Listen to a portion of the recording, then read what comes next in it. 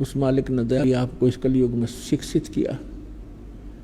ये शिक्षा का दौर पुण्यात्माओं सन 1948-47 के बाद ही भारतवर्ष में हुआ, उससे पहले शिक्षा बिल्कुल नहीं थी। और 1951 में दास को भेज दिया अपनी प्यारी आत्माओं को संदेश देने के लिए।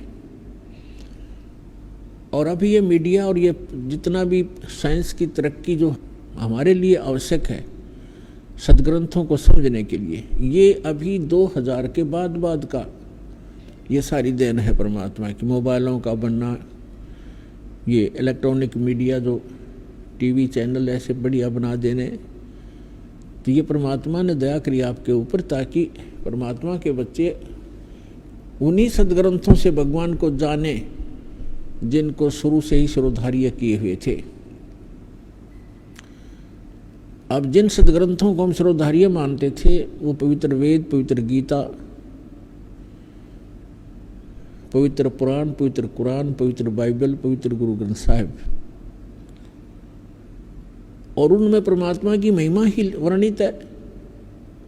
जो उन सदग्रंथों में परमात्मा की महिमा है और जिस परमात्मा के वो अंदर वो सर्व सदग्रंथ खरे उतरते हैं, तो वो परमात्मा है।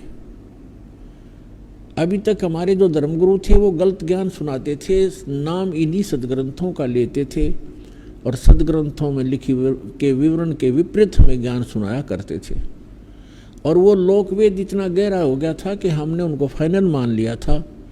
हम भले ही अपनी गीता वेद पुराण पढ़ते रहते थे, लेकिन हमारा ज्ञान का आधार वही डुप्लीकेट ज्ञान ही था जो पहले हम सुने हुए थे, जिस कारण से अभी तक जितने भी ऋषि महर्षि और विश्व के जितने भी पंथ पनपे हैं, उनके वर्तमान के जितने गुरु हैं, वो सभी भ्रमित हैं कि परमात्मा निराकार है। और सभी सदग्रंथों के अंदर परमात्मा साकार है, नर आकार बताया है। तो वो लोकवेद हमारे हृदय में सबका समाया हुआ था। सदग्रंथों को आधार मानते थे, ज्ञान उसके विपरीत ही हम स्वीकार किए हुए थे। उसको हटाने के लिए इन सदग्रंथों को आपके रूबरू करना अनिवार्य था। और यही कारण है कि आज परमात्मा के बच्चे अपने पिता को पहचान रहे हैं और दौड़ दौड़ कर आ रहे हैं, अपना कल्याण करवा रहे हैं।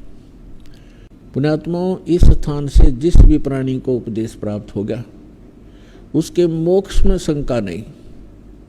ये तो आप निश्चिंत हो जाना, आपका मोक्ष 101% है। लेकिन इसमें मर्यादा प्रथम है। मर्यादा में रहोगे भगवान सदा साथ रहेगा।